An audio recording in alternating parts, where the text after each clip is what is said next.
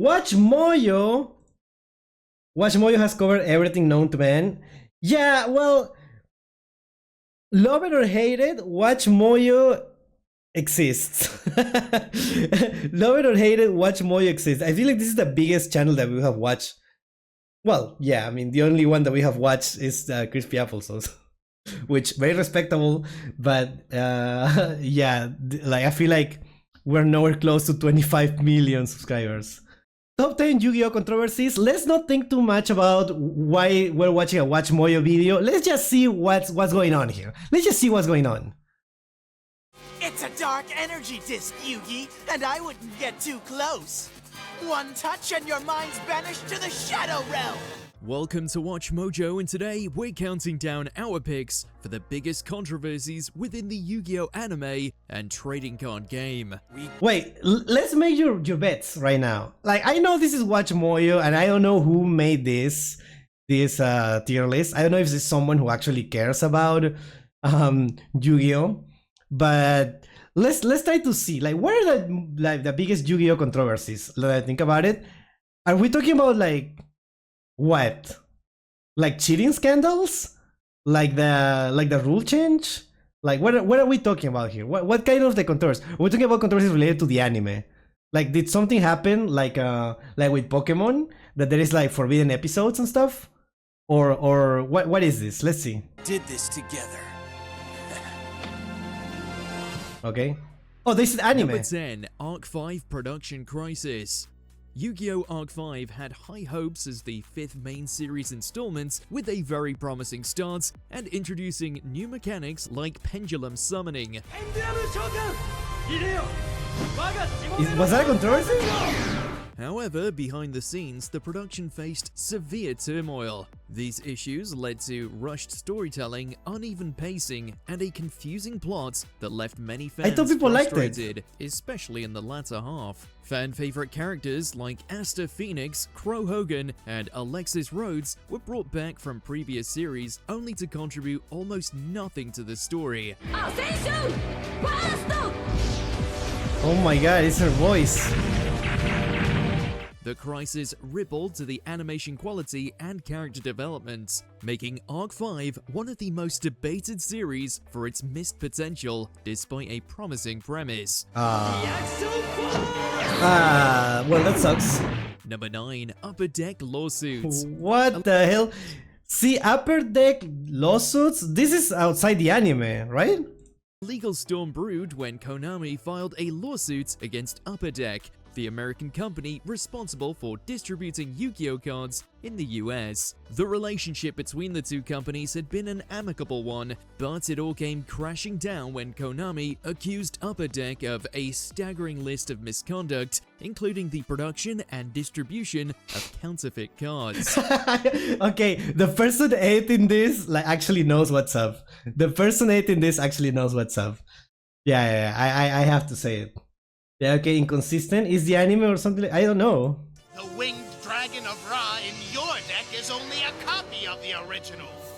I couldn't risk losing the most powerful Egyptian god in creation, so I had the rare hunters reproduce counterfeit. Okay, this is going for too long. This is going for The too federal long. judge issued a summary judgment ruling the Upper Deck was indeed liable for counterfeiting. Just 2 days into a jury trial to determine the massive financial damages, Upper Deck settled with Konami, accepting a permanent ban from the franchise. The winged dragon of Ra isn't working. How can this be? Oh my god.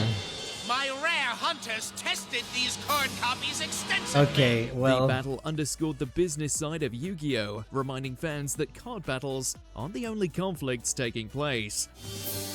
What's wrong? Something's rubbing off on my fingers. All these cards are marked. He was a cheat! Not anymore. Number 8, Shift to Rush Duels. This. Yeah, it makes sense. I don't know why they did that.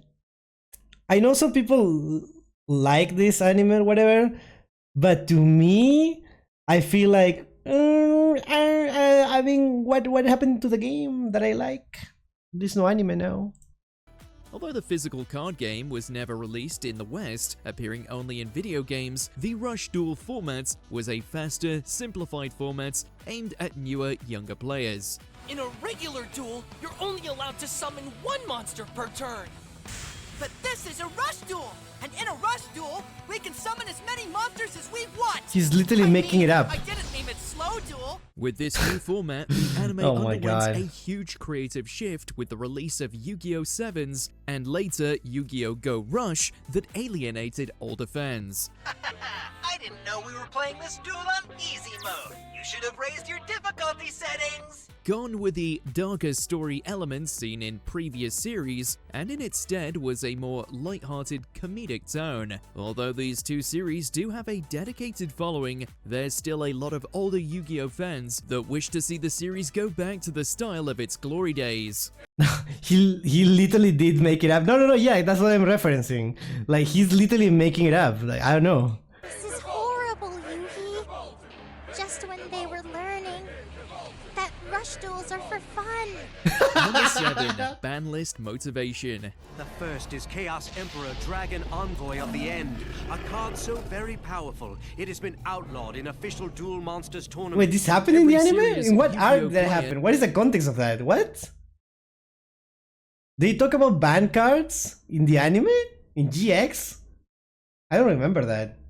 Knows the ban list shapes the competitive scene. Over the years, however, players have argued that Konami's bans and limitations are driven more by profits than game balance. Some cards become forbidden the moment they disrupt the meta, Yu-Gi-Oh's copycat while duelist. other notorious Oh. problem cards linger in the format. Detractors point out that powerful cards often face restrictions right after the expensive sets featuring them have sold through the market. They argue this is no coincidence, suggesting Konami deliberately allows broken strategies to dominate to drive product sales before cleaning up the mess. Whether the goal is I think this is not a controversy, this is just their business model.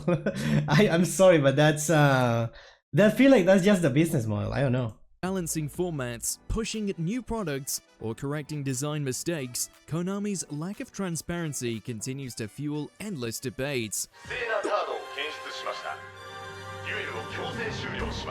Number 6. 4Kids lawsuits and bankruptcy. Few collapses in the world of children's entertainment were as dramatic as what happened to 4Kids Entertainment. What happened to The 4Kids? company that had built its empire on localizing anime properties like Pokemon, One Piece, and Yu-Gi-Oh! Found itself in a catastrophic legal battle that would accelerate its downfall. Joseph, your presence is requested at the trial of the century, so it's in your best interest to listen to me. Did you say the trial of the century? Who's getting sued? TV Tokyo and Nihon Ad Systems filed a lawsuit against 4Kids, alleging that the company had failed to properly account for and pay royalties from the Yu-Gi-Oh! Licensing deal. Already bleeding financially from declining ratings and consecutive multi-million-dollar annual losses, 4Kids filed for Chapter 11 bankruptcy just weeks later. I like how there is like clips for everything. I like that. Like, you can just get like some random clips that make sense in the context of where we're talking about. Imagine if they limited Yami a month after everyone bought the deck. Can you imagine? Court is still in session in case you hadn't noticed. You're on trial? As part of winding down the bankrupt estate, 4Kids sold its Yu-Gi-Oh! Assets to Konami. Now rebranded as Konami Cross Media NY, the entity remains the driving force behind the franchise's English dub to this very day. You heard my brother. Now I'm the new president of Kaiba Corp. Number 5. Rarity bumping.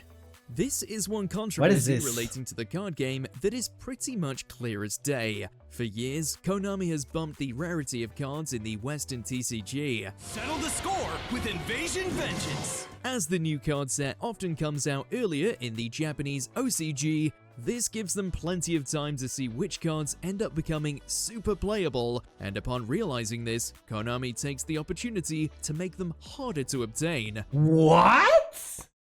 I've never heard about this. I literally never heard about. That's a thing that happens? Yeah? Dude, I've been playing this like for like like what, 10 months? I think I've never heard about this. I didn't know it was a thing. I mean, I knew it was a thing like for Master Duel, but not for a TCG. Is like they make URs, some cards that weren't URs in the, like for, I think Rain Typhoon Vision was like a common card and it's meant to be a cheap card, but since it became a staple in a lot of decks, they made it a UR in Master Duel, right? I think, but I didn't know they also did that on the for the TCG, from OCG to TCG. That's crazy. That's crazy. Okay. Thus resulting in people buying even more booster packs. Some famous examples are Pot of Duality going from super rare to secret rare despite being a ×3 staple at the time, and Totally Awesome going all the way from rare to secret rare. Jesus. Number 4, Carly Carmine Cult Scandal. Also known as Carly Nagisa, Carly was voiced by the relatively new seiyuu Lee Mei Sheng in the original Japanese version of Yu-Gi-Oh! 5Ds.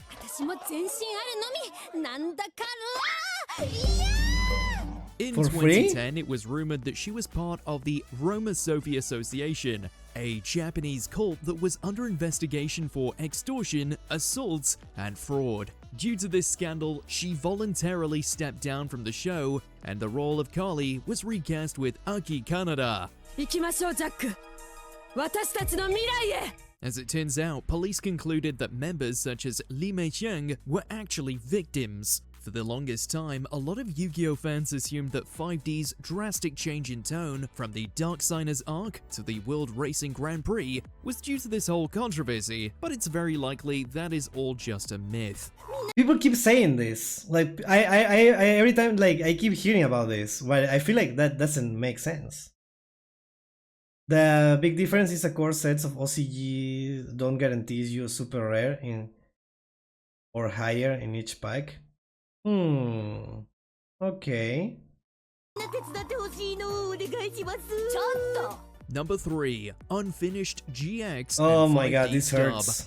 For English-speaking fans, the abrupt halting of dubs for Yu-Gi-Oh! GX and 5Ds was a genuine heartbreak. 4Kids decided to end GX's dub in order to start airing 5Ds earlier, and the same happened to 5Ds for Zexal. For 5Ds, the last arc was left undubbed, with 4Kids editing out the arc cradle to create a weird and sudden hack job ending. And the future are safe forever.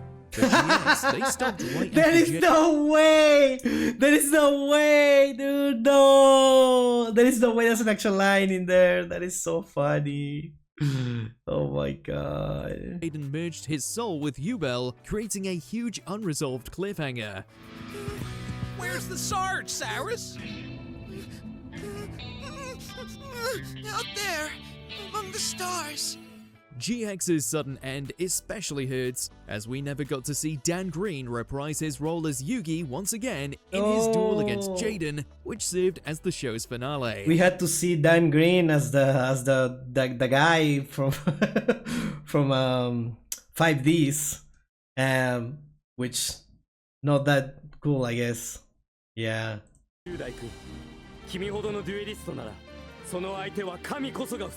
Number 2, card artwork censorship. Yeah. Yu-Gi-Oh! Card art often showcases dark, fantastical, or mature themes, which has occasionally led to significant censorship by Konami in Western releases. Alterations range from toning down revealing outfits to removal of religious iconography or weapons, diluting the original artistic intent. Although the censorship has reduced somewhat in recent years, it is now compared forbidden to have era big of the boobs. franchise, Konami still continues it to this day. This strong censorship genuinely makes no sense whatsoever, especially when any kid could just buy a pack of Digimon cards instead off the same shelf with way more revealing outfits. Before we continue, be sure to check out WatchMojo's 24-hour live stream. All of your favorite videos in one place, Homelander jumpscare. 24/7. Always on, always live. Are you not entertained? Number 1, 4Kids dub censorship. Oh. When 4Kids Entertainment brought Yu-Gi-Oh! To Western Shores Shadow in the Realm. early 2000s, they didn't just translate it, they went out of their way to censor it as much as possible. That's because the very surface on which we stand is a divider between our world and the dreaded Shadow Realm. Icons like the Dark Magician Girl saw their outfits sanitized, while anything remotely linked to death was scrubbed from existence. In its place, we were introduced to non-lethal substitutes like the infamous Dark Energy Discs and the ever-present Shadow Realm. Now then, Father, time to send you to the Shadow Realm. The future is so iconic though. Even it's so firearms iconic. were completely removed, leading to some absolutely hilarious scenes with characters threatening others by pointing their fingers, which was of course dubbed by the fans as finger guns. Let's go, Kaiba. On your feet. Mr. Pegasus would like to have a few words with you. But, dude, what is happening to this hand? This hand is all like messed up. What? Which of these controversies do you feel is the worst? Are there any that we missed? Let us know in those comments below. Well, yeah, I mean, the censorships are like really messed up. But I feel what bored me the most is that they didn't dub GX, right? And 5Ds. To me, that's the thing that I personally like care about the most. It's like, bro, why might as well not dub it then? It's unfinished and it creates like a whole mess. In some streaming services, you have to there is only available in English, and then they swap to. You know, at least in my country, right? So it's like it's like so hard to watch it. It's yeah, it's all messed up. Anyways, let me know if like there is some more specific things related to probably like some specific events and stuff. So let me know what is your favorite. Let me know what is your favorite. To me, it will probably be wow, this is the iconic one, the Jesse Cotton against a random kid with a pile of cards. Yeah. Why? Why did that happen? Yeah. So yeah, thank you for watching.